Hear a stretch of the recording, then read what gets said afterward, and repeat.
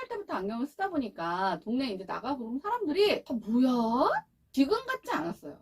어린애가 왜 저런 안경 막 도수도 막 엄청 두꺼운 막 그런 안경을 쓰고 다니니까 당연히 놀림이 있었겠죠. 그러니까 이제 아빠 입장에서는 어떤 그런 놀림을 받는 아이에게 상처를 주고 싶지 않았다 이런 개념에서 출장을 가셨는데 얘가 이게 안경 쓰고 있잖아요. 안경 쓰고 있는 인형을 구하기도 쉽지 않았죠. 그 당시 인형도 그래서 너만 그런 게 아니라 얘도 봐라, 얘도 안경을 쓰고 있지 않니? 하고 인형을 사다 주셨는데 제가 인형을 정말 너무 좋아해요. 지금도 인형을 좋아했지만 그 당시에 인형을 정말 좋아해서 아빠가 출장을 가시면 엄마 선물은 잘 안 사오셔도 인형은 사고 오셨던 걸로 기억을 합니다.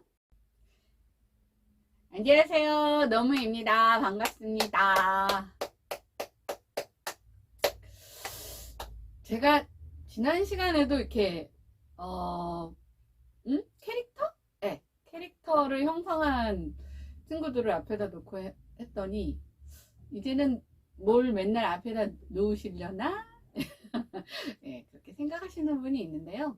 네, 놓을 수 있을 땐 있고 없을 땐 없고, 제가 오늘의 주제를 하기 위해서 사실은 제가 제 개인적인 얘기를 강의 중간중간에 한 적은 굉장히 많습니다만 오늘은 제가 다루는 주제에 앞서 따로 시간을 조금 빼서 지난 시간에 자기 탐색을 위한 캐릭터 분석처럼 한번 저의 어떤 삶의 히스토리?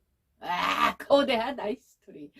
히스토리까지는 아니고 제가 어떻게 오늘의 주제에 대한 전투적 자세를 갖고 살기 위해 도움을 받고 또 나의 마음에 의지를 받고 살아왔는지에 대한 역사를 한번 이렇게 담아봤어요. 사실 이게요, 우리 뽐쌤께서 필요할 때 쓰라고 이렇게 주신 건데, 이게 뭐라 그러죠? 보통은 굉장히 이렇게 탄탄한 강화유리 같은 걸로 돼 있으면 더 잘 사용할 수 있을 텐데, 이게 사실 종이에요. 무게가 무거운 게 올라가면은 이렇게 이 다리가 휘어지는 약점이 있어. 그래서 사실은 이거보다 더 강력한 것들이 있기는 합니다만, 그거를 이게 4, 32 그래서 12칸이거든요.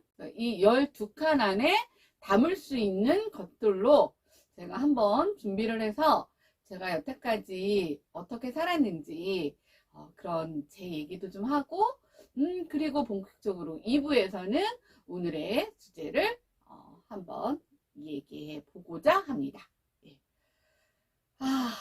오늘이 5월 13일이고요. 보니까 5월 21일인가요? 뭐 이렇게 저는 5월달의 모든 기념일을 다 생략 말씀드렸죠? 그냥 생일, 우리 새 식구 생일 말고 난 몰라요. 근데 보니까 5월 21일이 또 부부의 날이래요. 근데 오늘의 주제가 뭐 부부에 관련된, 뭐 남녀에 관련된, 이런 얘기 나 아니라도 다 하잖아. 그런 얘기가 아니고, 과거의 저 시대를 한번 비추어 보면은 제 친구들 중에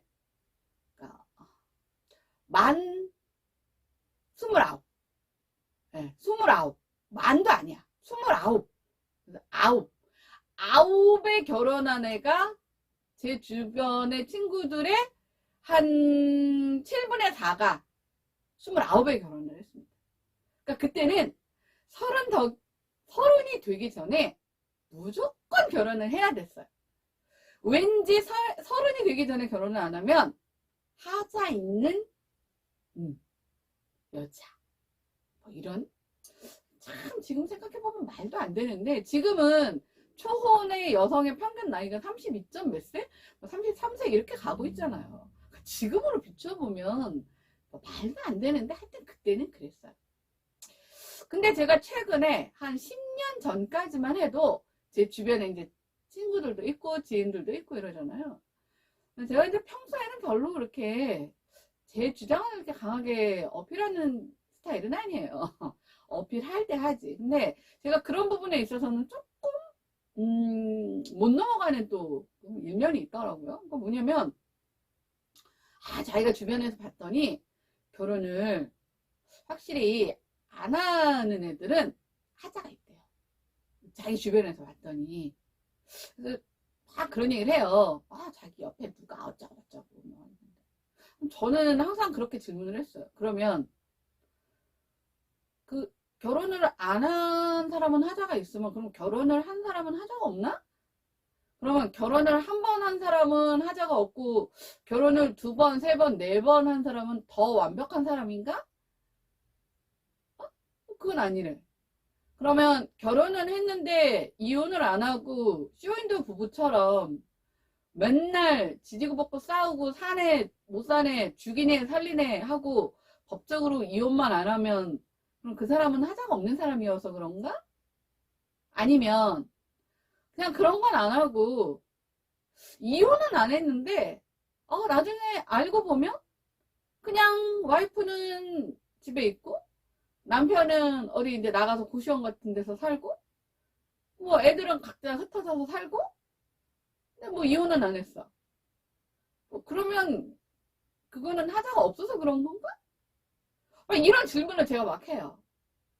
그러니까 결국은 제가 얼마 전에 이제 요즘에 제가 유일하게 보는 몇 프로 안 되는 프로그램 가급적 본방사수를 해보려고 애쓰는 근데 9시 본방사수는 좀 쉽지 않은데 10시 본방사수는 조금 가능하더라고요. 이제 스모킹건이라고 해서 뭐 과학수사에 대한 새로 하는 이제 신설 프로그램인데 거기서 보니까 한 20년 전에 그 오락실에서 살인사건이 있었는데 그게 이제 그 당시는 이제 공소시효가 뭐 15년 이랬었나봐요. 12년인가 15년인가. 근데 이제 그 공소시효를 1년 앞두고 어쩌고저쩌고 해서 과학수사로 어쩌고저쩌고 그 당시 이제 쪽지문으로는 그 판명이 안 됐던 때 그래서 이 범인을 잡는데 그 범인이 멀쩡하게 결혼을 해서 아이도 낳고 회사도 다니고 이렇게 살고 있었대요. 그러면 결혼을 했으니까 이 사람은 하자 없는 사람인가요? 아니잖아요. 그러니까 우리가 왜 그러면 결혼을 안 하고 그냥 솔로로 사는 사람들은 뭔가 하자가 있어. 이게 어디서부터 출발을 했을까? 그게 뭐예요? 이 편견에서 시작을 한 거예요. 편견. 그럴 것이야 라는 편견. 그 편견은 어디서부터 시작해요? 내 주변에서 몇 명 보니까. 그러니까 제가 사회학과를 나왔고, 그쵸? 사회과학 쪽의 공부, 뭐 경영학도 통계가 중심이죠? 보면 최소한의 케이스라는 게 있는데 그냥 내 옆에 앞집 뒷집에 보니까 근데 애가 셋인데 그 중에 한 놈이 그런데 내가 보니까 그래서 그래 이거가 편견이 되면서 이 편견이 편애를 낳고 이 편견과 편애로 인해서 차별이 생기는 거라는 거죠. 네. 그럼 오늘의 주제는 이거겠죠. 예, 그래서 오늘은 제가 왜 부부의 날을 맞이해서 했냐면 이것도 분명한 건 한 20년 30년 전만 해도 결혼하지 않은 자녀는 뭔가 문제가 있는 자녀, 뭔가 문제가 있는 자녀는 부모한테 뭔가 굉장히 불편한 그 존재. 애가 좀 모자라서 결혼을 못한 부모 얼굴에 먹지. 뭐 이런 쓰기에도 참 짜증나는 그런 용어들이 있었단 말이에요. 근데 제가 아까 말씀드렸던 그 10년 전 정도에 그 친구는 아이들이 어렸어요. 근데 그때 그래도 결혼 안 하고 사는 애들 보면 뭔가 하자가 있어. 이렇게 막 강력하게 주장을 해서 저랑 좀 트러블이 있었던 그 친구가 아이들이 컸어요. 그래서 이제 20대 중후반이 됐죠. 근데 이제 아이들이 결혼할 생각이 없는 거예요. 그랬더니 이제 와서 하는 얘기가 근데 자기가 옛날에 한 얘기는 까먹고 결혼을 안 했다고 해서 뭐 문제가 있거나 하는 건 아닌 것 같은데 사람들은 그렇게 생각하는 사람도 아직은 있어. 그래서 내 속으로 야 이 XX야 너도 그랬거든? 그래서 내가 그때 이렇게 얘기했구나 막 얘기하고 싶었는데 뭐 그런 얘기를 할 필요 없고, 즉 이런 어떤 편견도 어떤 시간의 흐름에 따라서 편견으로 인한 어떤 자신의 잘못된 인지가 정상화되면서 그런 부분에서 발생될 수 있었던 편애나 차별들은 조금씩 지금 이제 달라져 가고 있다라는 거죠. 근데 저는 이제 평생 제 이제 눈 뜨고 제 집에 사진이 있어요. 그래서 보니까 엄마가 이렇게 사진첩을 만들어 주셨는데 제가 한 3살 때부터 안경을 썼더라고요. 근데 지금은 아이들이 뭐 반 이상이 안경을 썼지만 그 당시에는 안경을 쓰는 애도 없었고, 그리고 뭔가 제가 저는 이제 선천적인 시각장애인인데, 이제 시각장애인에 대한 이런 연구 분석을 해본 결과 거의 대부분 한 90% 이상은 다 후천적 질병이나 아니면 다른 요인들에 의해서 장애를 입은 사람들이 거의 대부분이고, 선천적 시각장애인들은 그렇게 많지 않아요. 근데 이제 저희 어렸을 때 같은 경우 제 주변에 저랑 비슷한 연배이신 분은 어렸을 때 분명히 너무 간단한 교정에 의해서 치료만 받았으면 정상인으로 살 수 있었던 분이 그걸 모르셔서, 서울도 아니셨고 형제는 많았고 부모님이 먹고 사느라고 바쁘셨고, 근데 이제 나중에 성인이 돼서 그런 얘기를 들어서 병원에 갔더니 이제 타이밍을 놓쳐서 뭐 이런 분도 계시기는 하지만 거의 대부분 사실은 저처럼 저 같은 길을 간 사람이 없어요. 근데 또 저는 또 어이없게도 태어나기는 시각장애인으로 태어나 놓고 나는 일반인의 삶 속에서 나는 살아갈 거야. 그러니까 이게 뭐 가랭이 찢어지는 소리인데 너무 반대가 심했었을 때 제가 한 단계 한 단계, 자, 여기까지 해보고 안 되면, 여기까지 해보다 안 되면, 거기까지 했어. 그럼 자, 그 다음 단계까지 해보다 안 되면 하다 보니 지금까지 이어져 왔어요. 근데 그 사이에 제가 사실은 초등학교를 졸업하면서부터 겪게 된 편견과 차별은, 그렇죠? 저 또 그 당시는 또 남아선호 사상이 있던 시대에 여성으로 태어나서 받았던 차별 플러스 장애인이라는 것에 대한 인식조차도 제대로 안 돼 있던 시대에 선천적 시각장애인으로 태어나서 일반인들 속에서 살면서 받았던 편견과 차별들을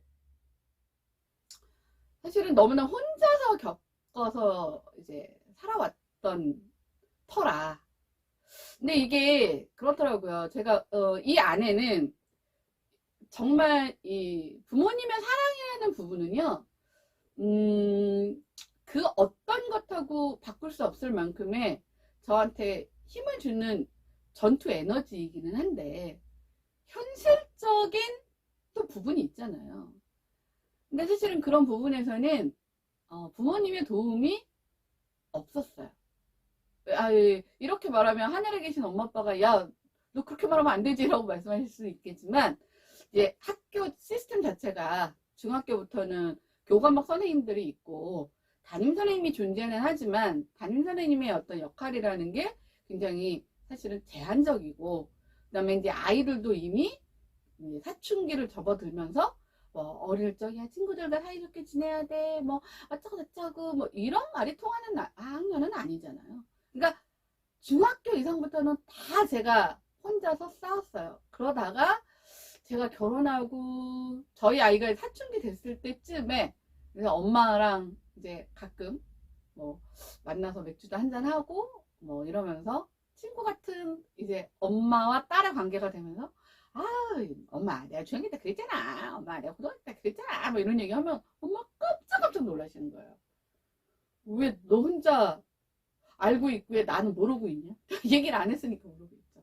그럼 제가 엄마를 무시해서 얘기를 안 했겠어요? 아니에요. 사실은 엄마한테 얘기를 했든 아빠한테 얘기를 하던, 그러니까 실질적인 도움이 될 수 있는 부분은 아니에요. 왜냐하면 그건 부모님의 역할 밖이에요. 교육 제도의 문제였고, 오히려 부모님보다는 선생님의 역할이 더 컸고, 근데 사실 중학교 이상 올라가면서부터는 학부모가 선생님한테 다가갈 수 있는 어떤 그런 길이라는 게 굉장히 제한적이었고, 결국은 잘못된 또 그런 개입이 학교 생활은 내가 하는 거잖아요. 그러다 보니까 부모님은 부모님 마음에서 이제 어떤 좋은 의도로 했지만 결국 피해는 내가 보는, 2차 피해는 내가 보는 일들이 생기다 보니까 제가 다 차단을 하고, 제가 직접 선생님하고 붙어서, 예, 편견과 차별을 어떻게든 극복해 보려는 이제 몸부림을 했죠. 그래서 그때부터 이제 전투력이 생긴 것 같아요. 그때 저와 함께 해줬던 시간들 속에 있었던 저의 전우들을 오늘 간단하게 한번 소개를 해드리고자 합니다. 이게 이렇게 돌려야 될 것 같아요. 이렇게 보시면은, 아, 저기 뭐가 있구나. 근데 쟤는 뭐야? 이렇게, 예, 한 바퀴 돌았습니다. 자, 그러면 맨 처음에 소개할 거는, 자, 얘부터를 소개할게요. 얘가요, 이게 이제 이렇게 열면은 지갑인데, 저희 아빠가 이게 뭐라 그러죠? 크리스마스 산타 할아버지 선물, 예, 선물로 저는 이 색깔, 약간 이게 무슨 핑크 색깔인 것 같던데, 핑크색인, 핑크인지 빨간인지 잘 몰라. 하여튼 얘를 워낙 이런 걸 좋아하니까 이걸 사줬고, 언니는 아이보리색에 반짝이가 막 들어간 거를 사줬어요. 근데 언니 거는 어디로 갔는지 몰라요. 언니가 알아서 챙겼겠죠? 저는 이거를 너무 소중하게 간직하고 있는 게, 저희 아버지가 굉장히 가부장적이시고 권위주의적이신 분이시기는 했는데, 일정 부분에서는 너무 자상하시고, 특히 이제 교육이라는 부분에 대해서는 정말 남녀차별이 없었어요. 그냥 저희 삼형제는 능력껏 대학까지는 맞춰준 마였어요. 능력껏. 그러니까 내가, 저희 때는 전기가 있고 후기가 있고 전문대 이렇게 시험을 봤단 말이에요. 전기 떨어지면 후기 보고, 후기 떨어지면 전문대 보고. 근데 내가 재수를 하겠다. 그건 네가 알아서 해라. 지원 안 해주겠다. 왜? 그 밑에 또 대학 등록금을 내야 되는 동생들이 있으니까. 그러니까 그런 부분에 대해서는, 그래서 네가 공부를 못해서 못 가는 것까지 내가 아빠 뭐라고 못한다. 하지만 네가 알아서 들어가는 것에 대해서는 적어도 등록금 걱정을 하면서 학교에 보내고 싶지는 않다. 아빠가 너무 고생하셨었거든요. 그래서 아빠는 그런 많은 형제들 때문에 원하는 대학을 못 가셨었어요. 사실 아빠가 뭐 그 당시로 이제 얘기를 하면 뭐 성적만으로 보면은 아빠가 서울대로 가셨을 분이셨는데 어쩌고저쩌고. 네. 그때 이제 크리스마스 때 진짜 그때는 믿었잖아. 근데 나중에 알고 보니까 이거를 직접 아빠가 그 직접 고르신 것까지는 아니고, 그 여직원들한테 그 애들이 여자애 둘인데, 예, 뭘 선물해주면 좋겠니? 라고 얘기를 했더니, 뭐 요즘에 이런 게 유행이래요. 그래서 아빠가 엄마한테 그런 거를 좀 사와라. 그래서 엄마가 백화점 가서 이제 골라서 사주신 건데, 굉장히 소중하게 간직하는 거예요. 사실은 아빠와의 관계가 제가 별로 안 좋았어요. 사실은 이 얘기를 또 하면 길어지니까, 사실 이게 딸과 아빠의 관계가 사실 좋기가 쉽지 않거든요. 특히 가부장적이고 권위적인 아빠와의 딸과의 관계가 쉬운 관계는 아닌데, 아빠와의 어떤 추억을 담을 수 있는 저의 에너지, 사랑의 에너지를 기억할 만한 게 딱히 별로 없더라고요. 이게 유일하게 남아있는 그런 거. 갖고 올 수 없는 거는 우리 집에 있고, 그럼 무거워서 들고 오지를 못해. 그래서 요거를 한번 담아봤습니다. 그 다음에 얘가 비슷한 시기에 아빠가 어디서 출장을 가셨다가, 이게 일본 출장을 가셨었나? 기억이 잘 안 나요. 사원 인형이에요. 뭐냐면 제가 3살 때부터 안경을 쓰다 보니까 동네에 이제 나가고 그러면 사람들이 다 뭐야? 지금 같지 않았어요.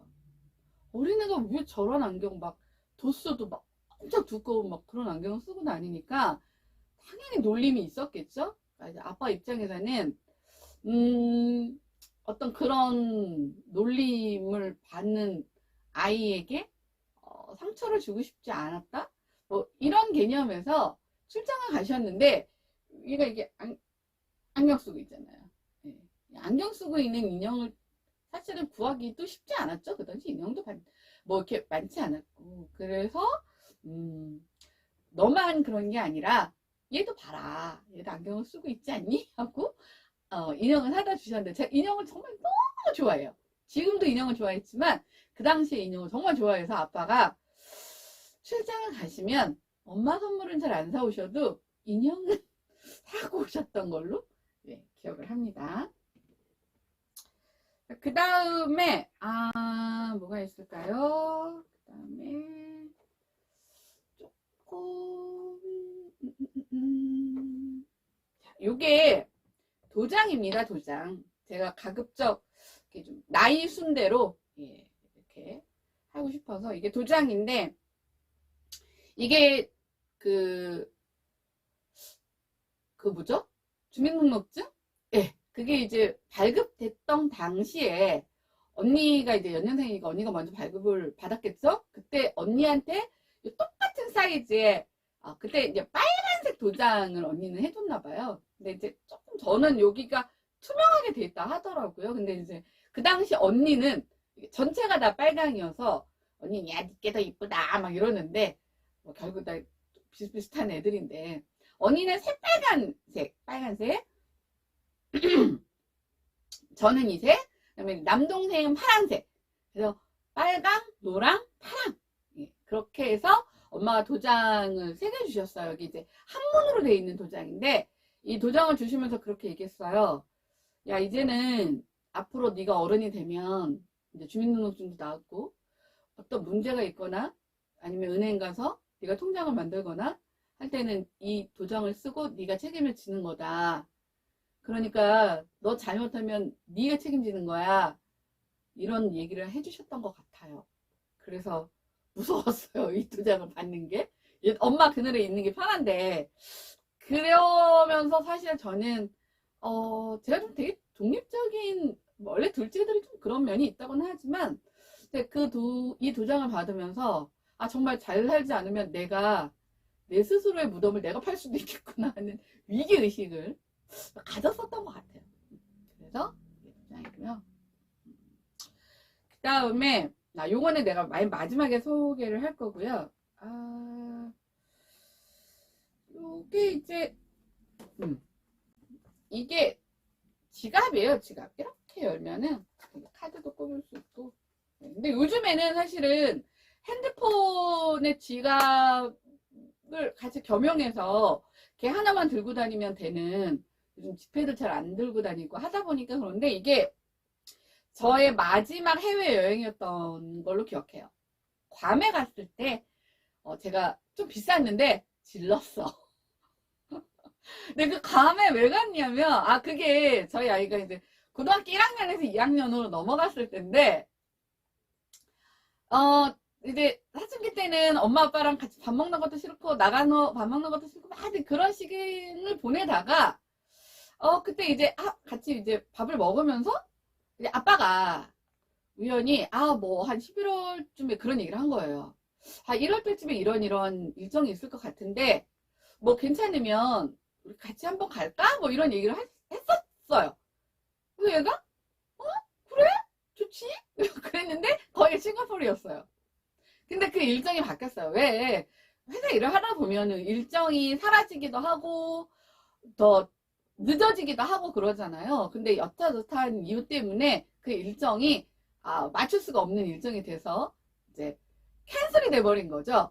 그럼 빨리 캔슬이 됐으면 캔슬이 됐다라고 얘기를 했어야 되는데 까먹으신 거예요.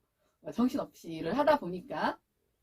근데 이제 우리 아이는 나는 그거를 또 찰떡같이 믿고 있다가 근데 비행기표도 사야 되고 근데 이제 얘는 또 학교 이제 방학 때였단 말이에요. 그래서 이제 학교에 뭐 보충 수업도 해야 되고 뭐 학원에 이제 일정도 있고 하다 보니까 동네방네 소문을 다 내고 다닌 거예요. 나 1월 달에 일주일은 못 와 막 이러고 싱가포르 가! 이러고.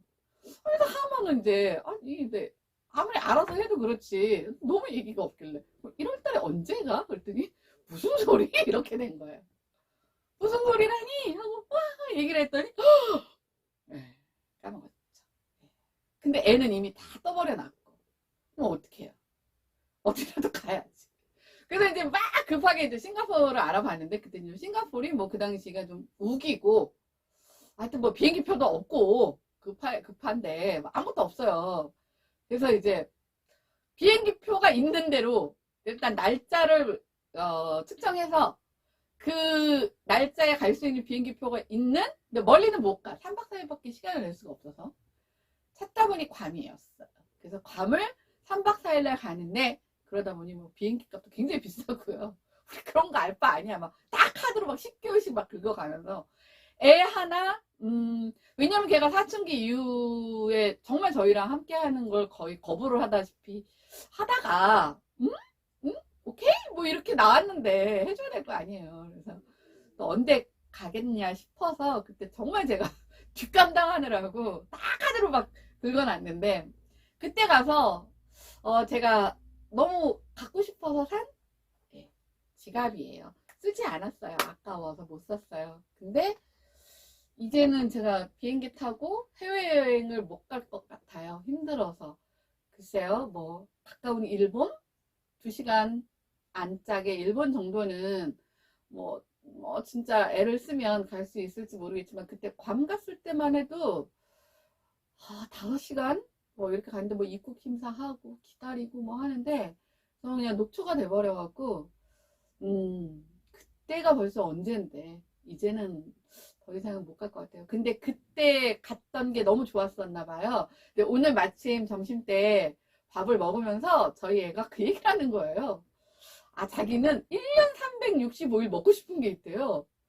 아니, 그렇게 잘 먹이는데 뭘 또 먹고 싶은 게 있냐? 그랬더니 뜬금없이 그 괌에 갔을 때, 그때 저희가 굉장히 어려웠을 때인데, 저희 이제 우리는 모든 뭐 쇼핑 이런 거 없어요. 그냥 모든 게 중심이 먹는 거. 근데 이제 어디 호텔 뷔페가 있는데 거기를 한 번은 가자. 그래서 이제 갔는데 거기서 거의 진짜 피가 툭툭 흘리는 완전 레어로 구운 스테이크가 있었던 거예요. 그 뷔페.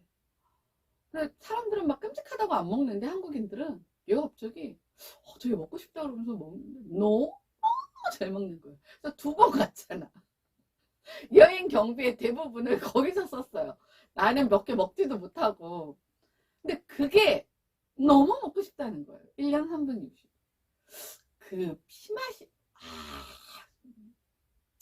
그럼 밤을 다시 가지 않는 이상 못 먹는 거잖아요. 예, 근데 뭐 글쎄요. 이제 다음에 여행을 가면 안 가본 곳을 가겠지, 간 곳을 또 가진 않겠죠. 거기는 사실 휴양지다 보니까 이렇게 경험을 원하는 젊은 친구들 입장에서 별로 가서 할 게 없어요. 그래서 요게 그때 에너지로 저는 더 이상 이제 해외여행 꿈꾸지 않아요.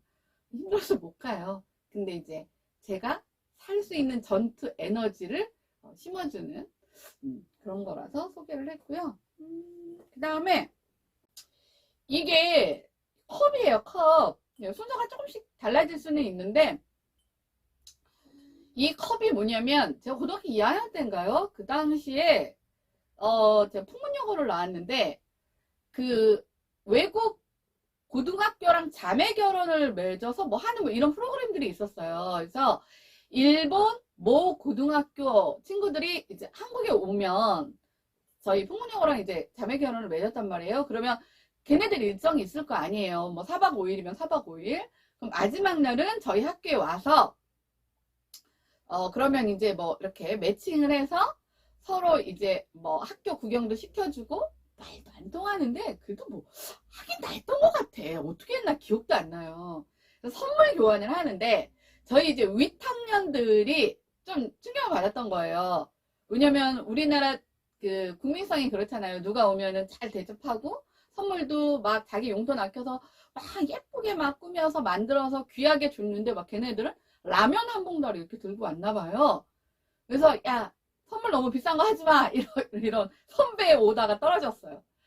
그래서 저희는 그냥 간단한, 아니, 그래도 이제 정성껏 준비는 했는데, 그 친구들이 그때 조금, 미안했는지, 너무 귀한 선물을 저한테 준 거예요, 그 친구가. 이게 세트예요, 세트. 요게 이제, 뭐 그림이 뭐냐고 봤더니, 뭐, 초밥도 있고, 뭐 이런 그림이래요. 여기에 이제 수저 세트까지 해서 한 세트, 그릇 세트를 선물을 해줬는데, 아까워서 못 쓰겠는 거야. 혹시나 쓰다가 이가 나갈까. 그래서 이게 지금 몇 년 됐을까요? 예. 근데 저희 집에 제가 그렇게 이사를 다니면서도 하나 집에 있고 잘 보관하고 있는 컵이고요. 그 다음에 요거는 이렇게 열어보면 이게 이제 학 접은 거예요. 학. 예. 이 학 접은 건데 엄마가 저희 아이가 이제 사춘기를 마치고 이제 고등학교를 가서 정신 차리고 뭔가를 해보겠다고. 네.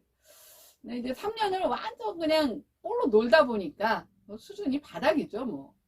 근데 이제 힘내라고 학을 이렇게 큰 통에 담아서 접으셔서 저희 집 거실장에 하나 있고요. 하나는 저희 아들 방에 그래도 할머니가 너 생각하면서 접은 거야 하고 해서 얘가 되게 아껴서 잘 먼지 안 타게 관리를 하고 있더라고요. 그래서 그런 어떤 자식을 뭐 위에서 해줄 수 있는 게 딱히 많지 않은 입장에서 어떤 정성을 담은 학. 그래서 저도 있고 제 거는 커요. 이거에 이만해요, 이만해요. 그걸 들고 올 수가 없잖아요. 그래서 이거를 한번 준비해 봤습니다. 그 다음에 요거는 이제 그냥 일반 지갑인데요. 여기 이렇게 그냥 일반 지갑이에요. 보니까요. 내가 넣어놓은 것 같아요. 여기 비상금으로. 이게 하나 들어있더라고요. 몰랐어. 이게 이제 언니가 엄마가 이제 지갑이 없다. 그래서 엄마 생일인지 뭐 언제 이렇게 사준 지갑인데 이게 좀 뭐 이름이 있는 지갑인가 봐요. 제가 브랜드를 잘 몰라갖고. 근데 왜 지갑이 빨간색이면은 돈 들어온다는 왜 그런 설이 있잖아요. 그래서 엄마 되게 아끼셨던 지갑이에요. 근데 이제 엄마 돌아가시고 나서 제가 엄마 유품 중에 하나씩 갖고 오고 싶은 게 있는데 저 지갑 내가 가져갈 거야. 그래서 제가 들고 왔어요. 그래서 이 지갑도 솔직히 쓰려고 갖고 왔거든요. 제가 지갑이 다 떨어져갖고 아까워서 못 쓰겠어. 맨날 이렇게 아까워서 못 써. 그래서 여기다가 그냥 비상금만 넣어놓고 제가 엄마 생각날 때마다 아 맞다 이거 엄마 건데 하고 예, 애정하는 지갑입니다. 그 다음에 요거가 이게 테이프거든요. 테이프. 이 테이프예요. 테이프. 네, 이게 테이프인데 이 테이프를 틀 수 있는 기계가 없어요. 기계가. 이 테이프가 뭐냐면 저희 아이 태어났을 때 병원에서 신생아 사진이랑 아이가 태어나면 응애 하고 울잖아요. 그거를 이렇게 테이프로 담아서 주는 게 있는데 제원하는 사람은 해주고 뭐 원치 않는 사람은 안 해주고 뭐 그런 게 있었는데 저는 갖고 싶었어요. 제가 저희 아이를 사실은 어떻게 날지는 몰랐겠지만 제왕절개를 할 수 있는 상황이었어요. 사실은 저희 아이가 거꾸로 섰는데 안 돌아온다고 해서 이번 날짜까지 다 잡아놨는데 저희 아이가 몇 달을 안 돌아오던 그 아이가 딱 이번 날짜를 정하고 수술 일정을 잡으러 갔더니 돌아온 거예요. 그래서 그걸 취소하고 그냥 자연분만을 하겠다고 이제 해서 제가 들을 수 있을 거라고 생각을 하긴 했었는데 그냥 일단 신청을 해놨어요. 근데 결국 못 들었어요. 왜냐면 제가 13시간인가 14시간을 진통을 했거든요. 근데 14시간을 진통했는데 애가 안 내려온다고 그래서 굉장히 위험하다고 해서 급하게 이제 응급으로 제가 제왕절개 수술을 해서 아이를 낳았어요. 얼마나 억울해 나는. 13시간 반? 14시간 가까이 진통하고 또 그 다음에 제왕절개 수술로 해서 아이를 낳았어요. 그래서 진통의 고통을 너무 잘 알죠 제가. 근데 대신에 아이 울음소리를 현장에서 듣지 못했잖아요. 그 당시는 들었는데 이걸 어떻게 재생해서 들을 방법이 있겠죠 싶어서 갖고는 있었어요. 근데 사실은 제가 뭐 저희 아이 키우는 게 얼마나 쉽지 않았겠어요. 특히 아이의 그 단순 육아는 오히려 누구의 도움을 받아가면서 할 수 있었는데, 이제 유치원부터 시작한 이제 학교 생활에서 이 학부모로서의 사실은 거의 커뮤니티는 엄마잖아요. 그래서 저 때문에 이제 아이가 피해를 보지 않을까 하는 그런 걱정과 뭐 이런 것들 때문에 많이 힘들었었는데, 지금은 뭐 저의 가장 든든한 좌남편 우아들 아니야 우남편 좌들 뭐 하여튼 제가 딱 거머쥐고 힘을 얻고 살고 있습니다. 그럼 이제 남편 얘기를 좀 해야 되겠죠. 이게 귀걸이에요. 귀걸이인데 이거 뭐 자기가 사온 것도 까먹었을 거야. 근데 이게 귀걸이인데 이것도 또 제가 아까워서 못해요. 잘 혹시라도 망가질까, 혹시라도 잃어버릴까. 거의 뭐 단순한 저한테는 귀걸이가 아니라 이게 이제 저희 남편이 한참 사업에 꽃을 피우고 있을 때 해외 출장을 많이 다녔단 말이에요. 근데 제가 뭐 선물 이런 거 별로 관심이 없어요. 아니 뭐 일하러 출장 갔는데 뭐 선물 산다고 어디서 기웃거리는 것도 웃기고, 그래서 이제 누구한테 이제 선물 사줄 거 외에는 별로 신경을 안 썼는데, 아니 3번, 4번, 5번쯤 되다 보니까 은근히 좀 그건 아닌 것 같은 거야. 그래서 나도 뭐라도 하나 사갖고 와! 이랬어요. 그랬더니 사온 귀걸이에요, 이게. 브랜드는 몰라요, 저도. 근데 아까워서 쓰지를 못해. 그래서 그냥 쓰는 거는 막귀걸이 동대문에서 산 거 쓰고, 얘는 잘 보관을 하고 있어요. 본인도 모를 거예요. 자기가 사갖고 온 건지도 모를 거고 언제였는지도 기억도 못할 거고. 근데 그래도 마누라가 아니 내가 아무리 그랬어도 하나는 사야지 뭐 어쩌고저쩌고 하니까 맨큼 사갖고 어떤 귀걸이입니다. 그 다음에 요게 이제 얘가 1976년생 정도 됐을 거예요. 이게 자동차 이 미니카인데요. 이게 이렇게 들어가는 미니카인데, 이게 이제 아빠가 일본을 출장을 좀 다니셨었거든요. 그때 이제 저한테는 인형을 사주고, 저희 남동생이 태어났을 때 그 미니카 세트를 사준 게 있어요. 너무 잘 놀아서 뭐 저랑도 같이 놀고 막 바퀴 빠지고 뭐 해서 다 버리고 딱 2개가 남았어요.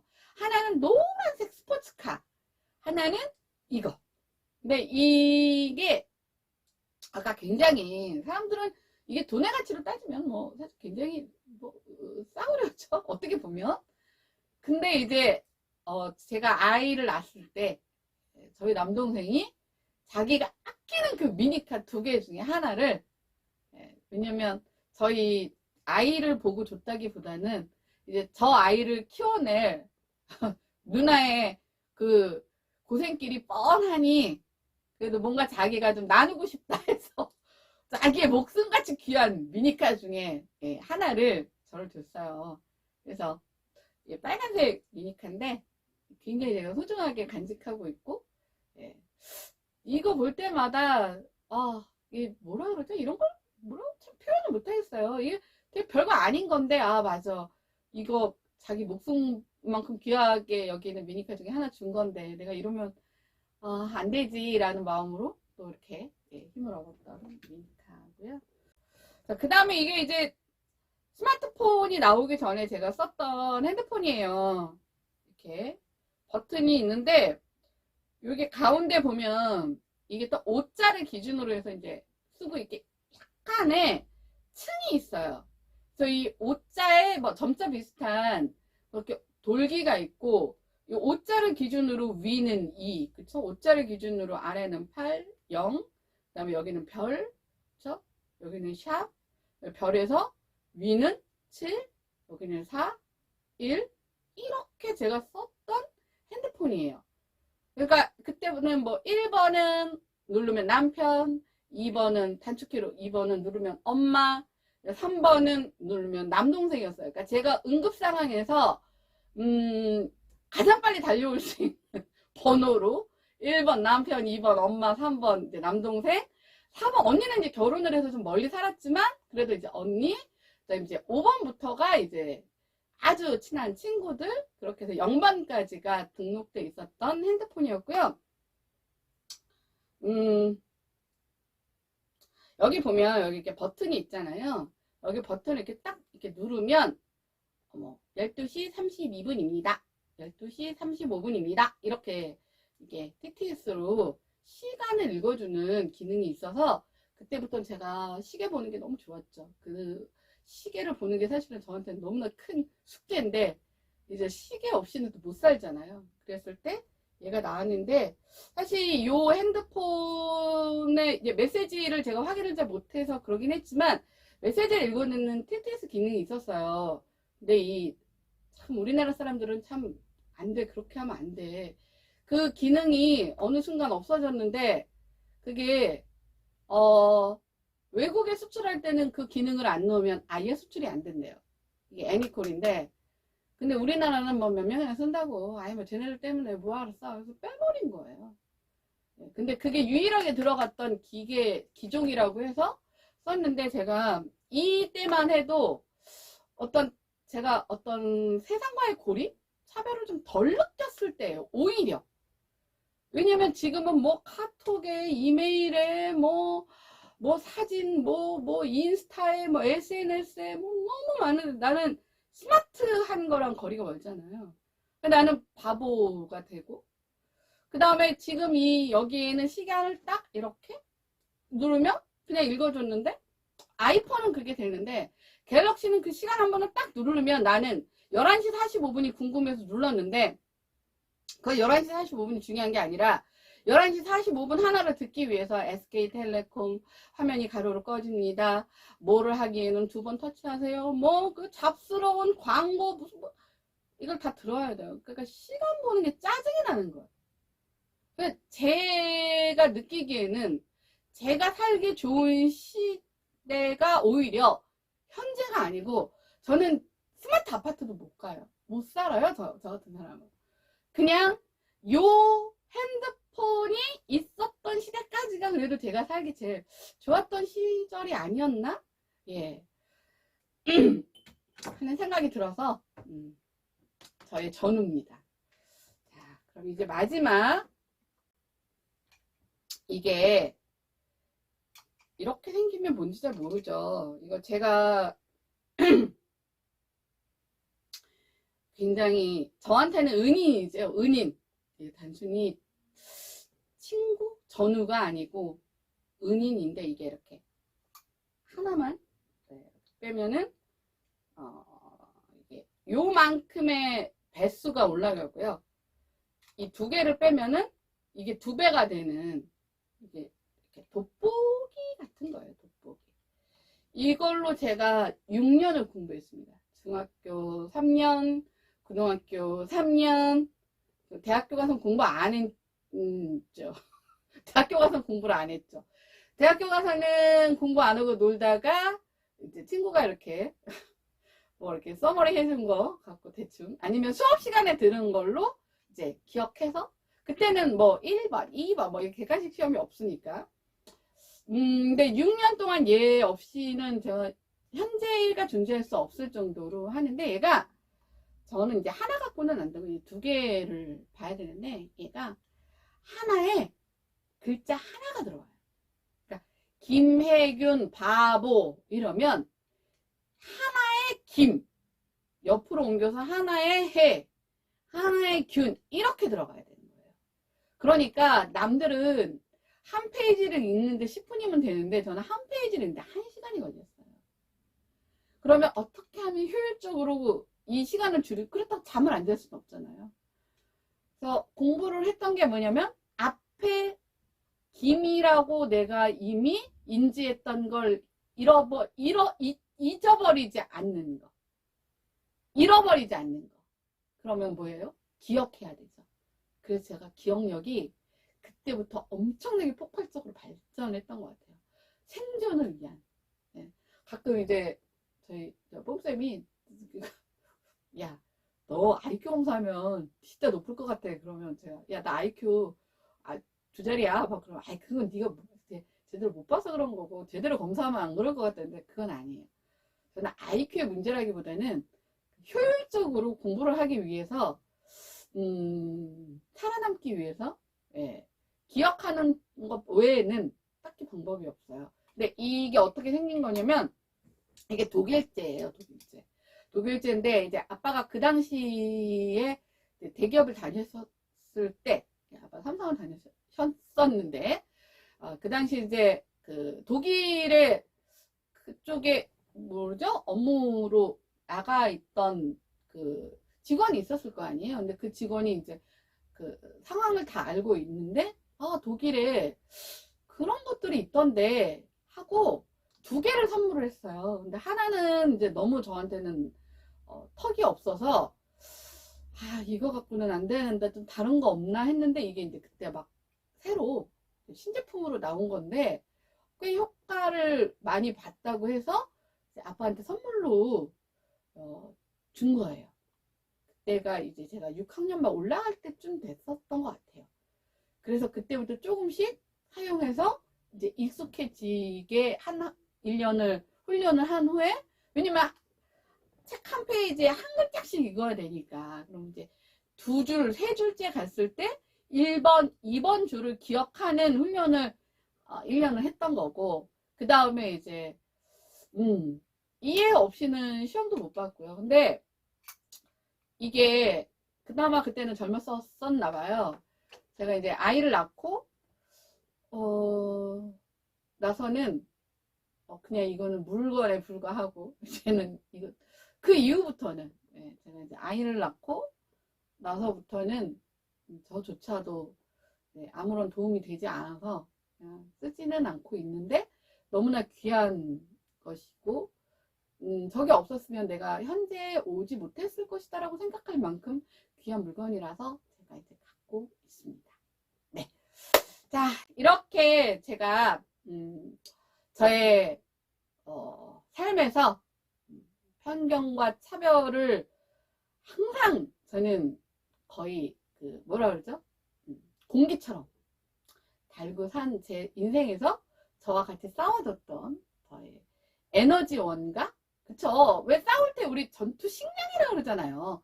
전쟁을 무기로만 싸운다고 생각하시면 큰일 나죠. 전쟁에서 가장 중요한 건 식량입니다. 살아남아야 뭐 무기도 쏘고 뭘 할 거 아니에요. 그래서 그런 식량에 해당하는 저의 추억과 에너지원들, 그리고 실제로 저에게 정말 도움이 됐던 그런 물품들을, 저희 전우들을 한번 소개하는 시간을 가졌습니다. 자, 그럼 본격적으로 오늘 주제, 편견과 차별, 평등과 공정은 동급이다 라는 주제를 시작하겠습니다. 요거 좀 치우고요.